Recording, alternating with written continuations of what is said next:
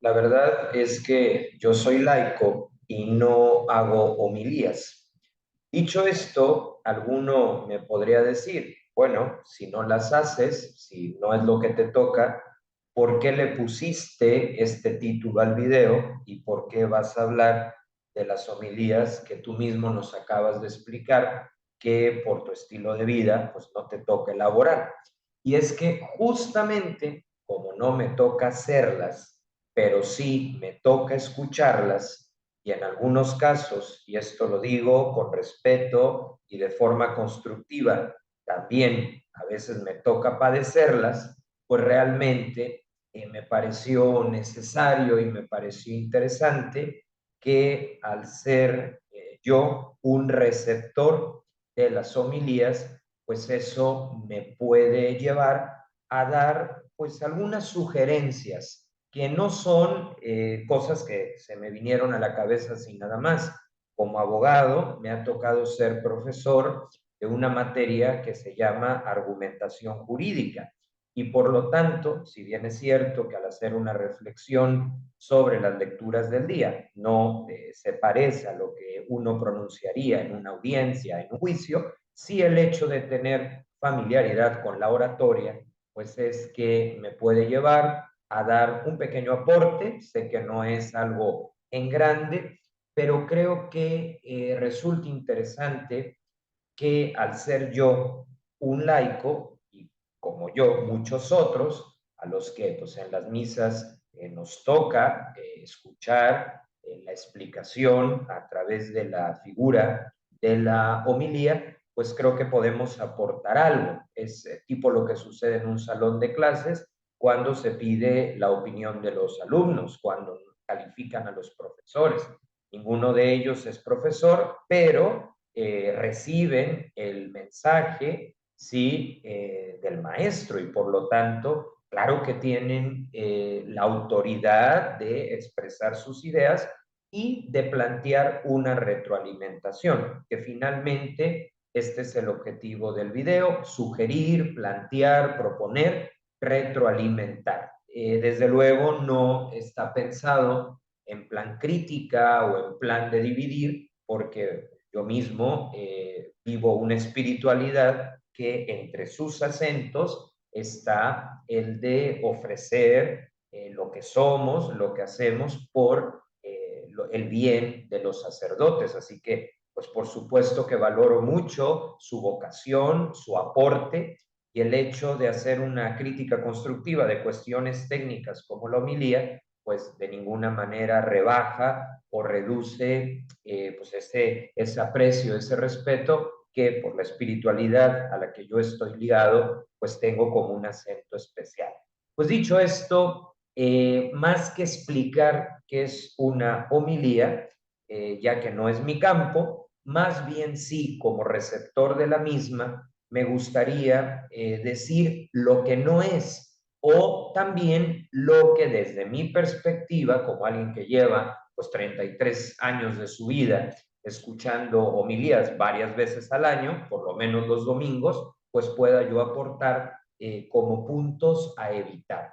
Y aquí planteé en la segunda diapositiva, pues precisamente eso.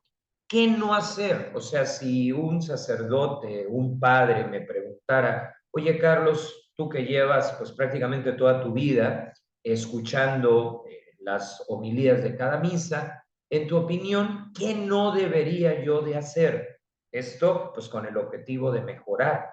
Es verdad que hay personas que dicen, bueno, lo que importa al final de cuentas es Jesús, es el mensaje. Y estoy de acuerdo, eso es lo principal. Pero también es verdad que si el mensajero no trabaja su capacidad de comunicar, pues puede llegar a bloquear el mensaje, ¿no? Porque nuestro cerebro así funciona. O sea, si el mensajero pues llega de forma poco asertiva o tediosa o repetitiva, pues aparece el bloqueo. Incluso hay manuales de oratoria que lo dejan muy claro, que si en los primeros segundos no logras captar la atención de las personas, pues después va a ser mucho más difícil. Entonces, si bien es cierto que lo principal es el mensaje y que el hecho de que un sacerdote hable mal no le resta ningún porcentaje de valor a la misa, porque como dice Santo Tomás de Aquino, vale por sí misma. Pues sí es verdad que si bien tiene su peso, es plenamente válida, pues las personas que estamos participando pues nos podemos quedar a medias, no en el sentido de la celebración en sí, sino de la reflexión que pudiéramos tomar pues para el resto de la semana, para lo que hacemos habitualmente, como que nos perderíamos de ese aporte reflexivo que también es importante para que nuestra fe sea madura, para que vaya creciendo, ya que nosotros no vamos por la libre, ¿no? Sino que para eso formamos parte de la iglesia que nos ayuda a saber reconocer a Jesús con todas las herramientas de las que la iglesia, de la que además somos parte, nos proporciona. Dicho esto, vuelvo entonces a las sugerencias, los 4 puntos. ¿Qué diría yo como receptor a un sacerdote que lo hiciera en una homilía? Y planteo 4 cosas desde el no hacer. La primera, divagar entre variedad de temas. En la iglesia existe el calendario litúrgico, que es una maravilla pedagógica, porque nos permite a lo largo del año, de la distribución que la misma iglesia ha hecho en el tiempo, y recordando todas las facetas de Jesús.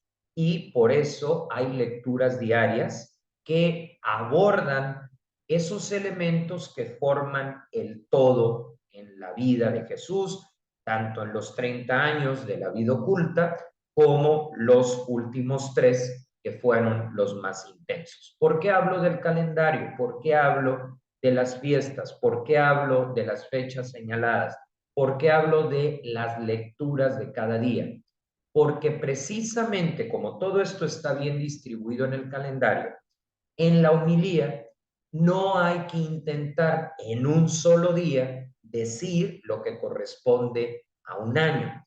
Muchas veces eso es lo que pasa, que se divaga entre variedad de temas y entonces las personas que participamos pues terminamos o bien por enredarnos o bien por cansarnos porque somos humanos y tampoco podemos estar atentos tanto tiempo, o sea, aparecen las distracciones y por ejemplo en los lugares donde tenemos altas temperaturas, pues es todavía más difícil seguir, ¿no? Lo que se está diciendo. Entonces, lo primero que no hay que hacer es divagar entre variedad de temas. Voy a poner 2 ejemplos. Si hoy es Corpus Christi, pues está claro que la reflexión será sobre el cuerpo y la sangre de Cristo. Claro que hay que conectarlo con nuestro contexto, con el día a día. Pero si es Corpus Christi, pues no hace falta empezar a hablar sobre Navidad, no hace falta empezar a hablar sobre alguna otra cuestión. Sí que es verdad que, por ejemplo, en el Corpus Christi hay una relación directa con el Jueves Santo, aun cuando uno pertenezca a la Semana Santa y el otro no. Ahí puede haber una analogía, pero sigue siendo el mismo tema. O más que una analogía, hay una relación. Entonces, sí, es normal que sea Corpus Christi, pues hace referencia a la última cena, pero el que se mencione un día distinto del que se está celebrando no necesariamente es un cambio de tema. Pues Corpus Christi, pues es el cuerpo y la sangre de Cristo. Ese es el tema. No hace falta recurrir a los otros misterios, que por supuesto son importantes porque la fe es una, es en singular, pero para eso hay distribución de días. De otra manera, pues se perdería el sentido pedagógico de la homilía, de la reflexión. Otro ejemplo sería Pentecostés, pues ¿qué celebramos en Pentecostés? Al Espíritu Santo y por lo tanto será el protagonista. No nos vamos a poner a hablar de alguna otra celebración o de algún otro tema. ¿Por qué? Porque cada fiesta, cada fecha tiene su temática.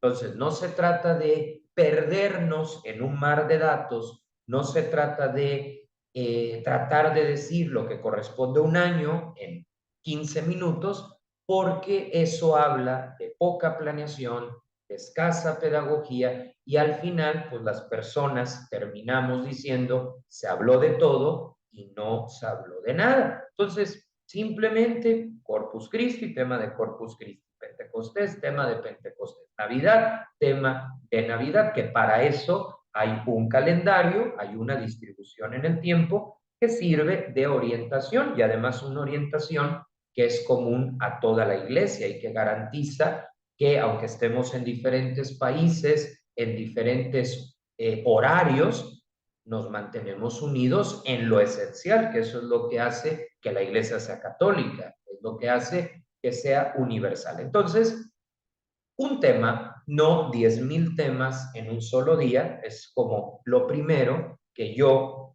puedo sugerir, es simplemente una propuesta.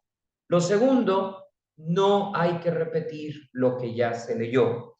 Es verdad que se puede tomar una frase, leerla y explicarla, eso en cualquier tema, no solo en cuestiones de una homilía, pero a veces pasa que casi se lee lo que ya se leyó. ¿Qué significa esto? Que no distinguimos entre un momento y otro. Una cosa es el espacio para las lecturas y otra cosa es la reflexión de las mismas, ya conectándolo con el día a día de las personas, que era lo que hacía el propio Jesús cuando utilizaba la figura de las parábolas. Entonces, la homilía no es una prolongación de lo que ya se leyó, sino la explicación, la contextualización de lo que hemos escuchado, sobre todo, bueno, en torno al Evangelio que siempre tiene el peso mayor, como no podría ser de otra forma. Entonces hay que recordar que no se trata de leer, sí que es bueno a lo mejor traer 3 ideas, 3 puntos, ¿no? Si a lo mejor el sacerdote en cuestión le cuesta trabajo, es válido, no todos se nos da la cuestión de la oratoria, pero anotar 3 puntos, más no repetir lo leído, un fragmento sí, un versículo sí, pero siempre en torno u orientado al momento de explicar. Entonces hay que evitar volver a leer, ¿sí? Porque eso no conecta con la vida de las personas y sobre todo a nosotros nos ayuda el podernos llevar puntos concretos para practicarlo a lo largo de la semana. Esa es la idea, que nos llevemos como líneas de acción que nos ayuden pues a madurar en la fe y en general pues a ir corrigiendo lo que tengamos que corregir. Otra cosa, no hay que hablar durante mucho tiempo y esto lo ha pedido directamente el Papa Francisco y tiene toda la razón. Yo como laico, alguien que escucha muchas homilías a lo largo del año, coincido totalmente con el Papa y le agradezco que haya subrayado esto. Aquí no se trata de hablar mucho, ¿sí? En mi opinión bastaría de 5 a 10 minutos. ¿Por qué motivo? Bueno, podría dar varias razones. Diré 3. La primera, porque Jesús era breve y profundo. A veces pensamos que solo se logra ser profundo si se habla mucho. Y aquí sí voy a hacer una analogía. Yo soy maestro y, aunque no es lo mismo dar una clase que dar una homilía, hay diferencias metodológicas, puede haber una similitud. Y es que en una clase de 40 minutos no es pedagógico hablar los 40 minutos. Tienes 40 minutos, pero hay que distribuirlos. Por ejemplo, lluvia de ideas, la explicación tuya, 15 minutos, de ahí preguntas y respuestas y un ejercicio. Pues lo mismo sucede en una homilía. Para ser profundos, no se necesita superar los 10 minutos, porque además, como ha dicho el Papa Francisco, una homilía no es una conferencia, es una reflexión, que claro, responde a cuestiones espirituales, también intelectuales, debe de haber un contexto, pero como es una reflexión y no es propiamente una conferencia, es otro formato, pues aquí tiene que ser precisa y concisa. Entonces Jesús mismo, que es el modelo a seguir en todo, pero también en el éxito de su oratoria, de su predicación, pues era una persona que hablaba poco y profundo, ¿no? Por ejemplo, cuando da esa expresión, dar al César lo que es del César y dar a Dios lo que es de Dios. Más claro no se podía. Y quien diga que como contestó corto, no fue profundo, pues que me diga si existe una frase tan profundísima como esa, que es realmente el fundamento de la separación entre la Iglesia y el Estado. O sea, el primero en pedir esta separación, que luego se llevó a nivel constitucional en prácticamente todas las democracias, fue el propio Jesús. Entonces, no hace falta hablar durante tanto tiempo, porque el propio Jesús en su pedagogía era breve y profundo. Una cosa no está peleada con la otra. La segunda razón tiene que ver con la capacidad de poner atención. Es verdad que nosotros como laicos que participamos en la misa, porque no vamos como espectadores, sino como participantes, pues hay que ir con tiempo, hay que ir dispuestos. Pero por mucho tiempo que llevemos y por muy dispuestos que estemos, nuestra mente tiene límites, ¿sí? La misma Santa Teresa de Jesús decía, o sea, cuántas veces pues internamente quisiéramos más, pero pues también es cierto que estamos condicionados a los límites de nuestro cuerpo. También el pensamiento se abruma, el pensamiento se cansa. Entonces, por cuestión de atención y de límites humanos, lo conveniente es hablar bien y poco. Y una tercera razón, pues porque la fe va a lo concreto, la fe no es rollo, porque si es rollo ya se distorsionó, o si se vuelve un discurso moralista, pues ya va perdiendo esa chispa, esa esencia, ¿no? Como decía Benedicto XVI, uno no se vuelve creyente por una gran idea o por una decisión ética, sino por el encuentro con una persona, ¿no? Obviamente siempre hay implicaciones morales, eso es indiscutible, pero sí debemos de tener como en consideración, o más bien los sacerdotes, la sugerencia es que hablen bien pero poco para que no se vuelva rollo y nosotros salgamos de misa con puntos concretos, pues para nuestra familia, para nuestro trabajo, para nuestras amistades, es decir, pues para descubrir a Dios en lo normal de cada día, porque Él no se mueve fuera de lo normal, Él no se mueve fuera de lo que vivimos, sino que precisamente resignifica todo eso.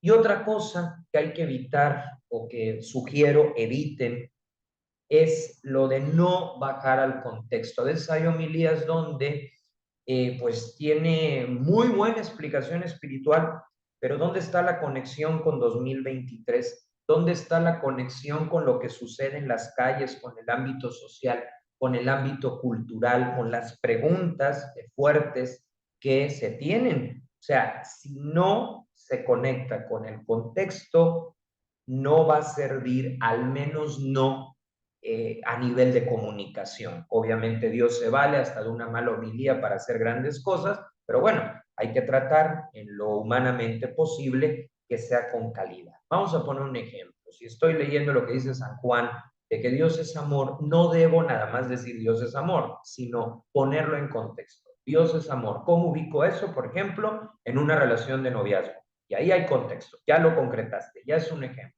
Si Dios es amor, ¿cómo ubico eso en las relaciones de amistad? ¿No? Ahí hay un ejemplo, ahí hay algo concreto. Si Dios es amor, ¿cómo lo puedo ubicar en la vida de oración o cómo lo puedo ubicar, por ejemplo, en el caso de los matrimonios? Son diferentes tipos de amor, no hay duda, pero vienen de ese Dios del que estás hablando. Entonces, cuando las personas se identifican o nos identificamos con la homilía, es mucho más fácil lo que decía al principio, llevarnos algo que en la semana, cuando se nos presente la dificultad, pues se nos venga a la mente y decir, yo recibí una clave, yo recibí una guía, yo recibí una orientación en la última homilía que escuché. Y ahora tengo un mayor andamiaje para poder gestionar eso que a la semana pasada, que no lo había escuchado, pues no tenía yo tan claro o no tenía yo puesto con los matices adecuados para poderlo realizar. Así que mi sugerencia es, no divagar entre variedad de temas, sino concentrarse en el que marcan las lecturas, en el que marca el calendario de la iglesia. Segundo, no repetir lo que ya se leyó. Se puede tomar una cita, pero siempre para reflexionar acerca de ella y no generar un círculo vicioso de repeticiones. No hablar durante mucho tiempo, de lo bueno poco, para que la mente lo capte, lo pueda asimilar y no surja el agobio, porque es verdad, la misa no es para entretener, pero tampoco es para agobiar, es algo tan grande, tan valioso, el centro de nuestra vida, que pues todo lo que lo favorezca para que podamos estar en paz, para que podamos estar bien dispuestos, pues siempre va a tener un punto capital. Y recordar que esas homilías que no bajan al contexto, pues se tienen que corregir. Porque ¿qué hizo Jesús? Jesús se encarnó. ¿Y qué significa que se encarnó? Pues que entró en nuestra historia, entró en nuestro caos, se hizo uno de nosotros. O sea, para ejemplificar la fe, para darle un sentido humano, para conectarlo. Entonces, si el propio Jesús entra en nuestra historia, ¿por qué la homilía tendría que mantenerse al margen?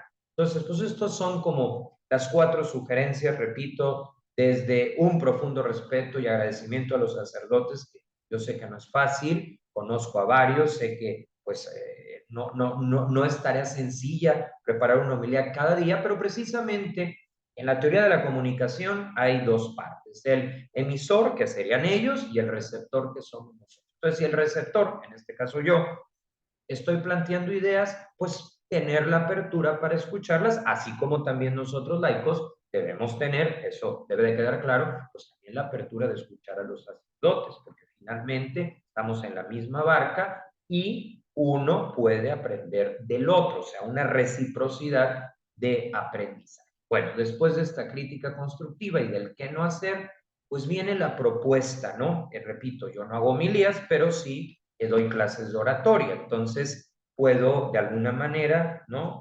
Sumar un poco en este sentido. Yo les sugeriría, ¿sí? Que lo que vayan a decir en la homilía del lunes, del martes o lo que sea, lo estructuren en 3 momentos, ya sea de forma mental o incluso en un papelito. Introducción, desarrollo y conclusión. Introducción, ¿qué se celebra hoy? ¿Cuál es el fundamento? Bien. Desarrollo, ¿sí? En 3 puntos. Y conclusión de todo lo que dije, hacer una síntesis, una recapitulación. En el desarrollo, ¿sí? Tomo lo que dije en la introducción y lo explico. Entonces, primero, ¿cuál es el fundamento bíblico de lo que hoy se está recordando, de lo que hoy se está celebrando? En la introducción solo lo menciono, en el fundamento bíblico lo desarrollo. Segundo, reflexión, o sea, ¿qué me dice esto que estoy desarrollando?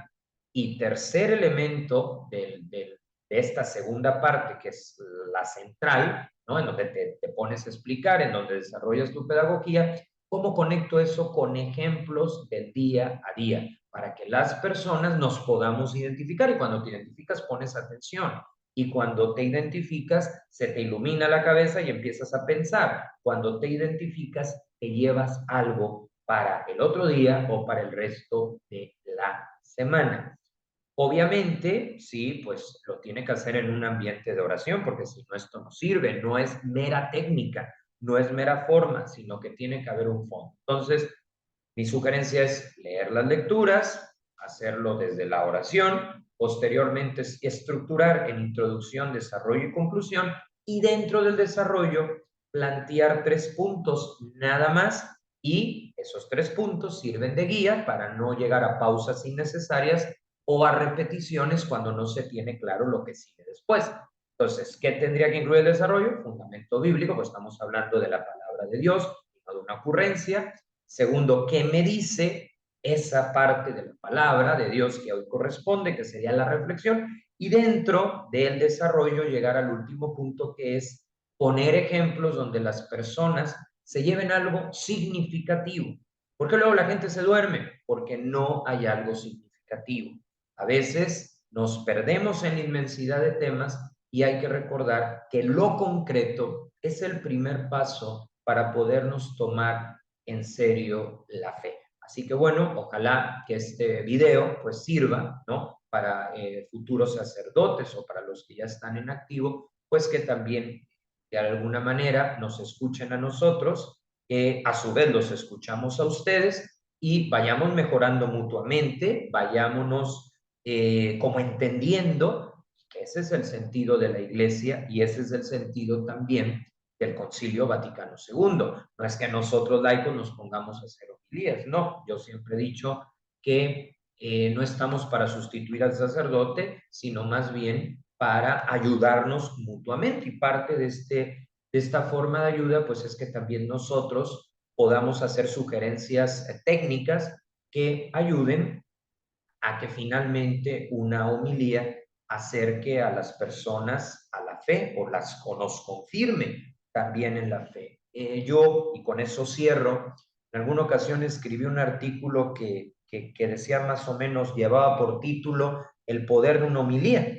Y es que una homilía puede provocar que alguien se acerque o que alguien se aleje. Digamos que no hay medias tintas, ¿no? Y pensaba yo en las personas que van de forma ocasional a la iglesia, ¿no? Por ejemplo, en un funeral o en una boda. Qué importante es la homilía ahí, porque tienen años de no escuchar ninguna. Entonces, quizá esa homilía puede provocar su retorno si está bien estructurada, si se considera pues lo que hemos dicho hoy, pero también le puede confirmar en el no volver, ¿no? Cuando se vuelve reclamo, cuando pues se vuelve una ensalada de información que no apunta a una meta. Con esto no estoy diciendo de que las homilías no deban de denunciar situaciones cuando a veces es necesario. Claro, siempre cuidando que tampoco se politice la cuestión, ¿no? Pero sí que, ok, cuando hay que decir algo fuerte, pues que se diga, pero siempre teniendo como objetivo principal, pues que las personas que están lejos se puedan acercar, sobre todo esas visitas ocasionales que pueden ser un buen pretexto para que Dios entre, para que Dios les ayude a descubrir, pues que esto de nuestra fe es una maravilla, es un regalo, que no es algo que nos quite libertad o que nos vuelva desconectados, ¿no? Al contrario, o sea, nos ayuda a ser nuestra mejor versión y a poder vivir esto de una forma muy positiva, muy profunda, sí de cambio, que obviamente Jesús cambia la vida, pero de una forma cercana, ¿no? Pienso en Don Bosco, cómo se las ingeniaba para acercar a las nuevas generaciones, o por ejemplo Juan Pablo II en aquellas jornadas de millones de jóvenes donde les hablaba de temas difíciles, pero con un lenguaje que lo volvía magnético, ¿no? Y que se valía de esta habilidad, de este carisma, para que surgieran vocaciones, para que muchos se encontraran con Jesús. Y bueno, para terminar, ahora sí, creo que un prospecto de homilía serían las que cada domingo sube Monseñor Barron, el obispo estadounidense que para mí ha sido muy importante. Yo lo sigo en YouTube, en sus libros, y su estilo de homilía pues realmente cumple a cabalidad totalmente pues las observaciones, las propuestas que aquí se han hecho para que sirva de referencia y de esa manera pues podamos contribuir a que la iglesia tenga un mayor nivel al momento de comunicar, porque hoy por hoy la comunicación es más importante que nunca y pues se hace necesario porque hay quien ha dicho, y yo estoy de acuerdo, pues que la naturaleza de la iglesia es la comunicación, ¿sí? Y para que esta comunicación vaya mejorando, pues hay que cuidar también las homilías, que fue nuestro tema del día de hoy. Pues que esto contribuya a que más personas puedan acercarse a la fe y elevar, como ya dije, la capacidad de comunicar.